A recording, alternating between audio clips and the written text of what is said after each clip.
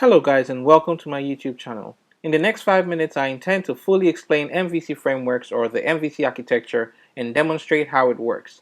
So hit the like and subscribe buttons and let's jump straight into it. So an MVC framework or model view controller architecture is a common development pattern that allows for the organization of development processes and the structured arrangements of functionalities. What this means is that an MVC framework gives you a platform where you can isolate different design processes or development processes in your application. It also allows you to arrange the functionalities so it's easier to make changes and manipulate them. Let's see how this works. Over here we have our user.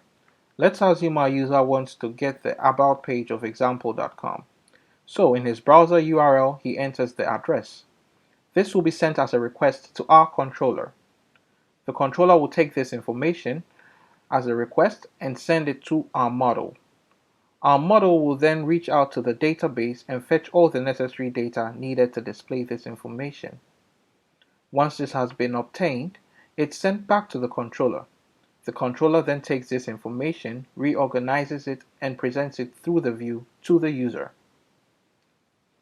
This is a common example of how the MVC framework operates.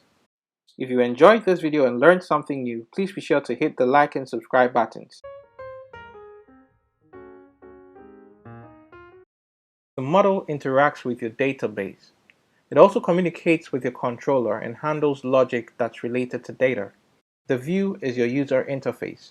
This is what you're presented with and allows you to interact with the controller. You think of the controller as your middleman. Whenever you send a request through your view, it goes to the controller.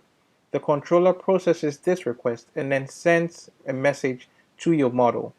The model then fetches the necessary data and sends it back to the controller.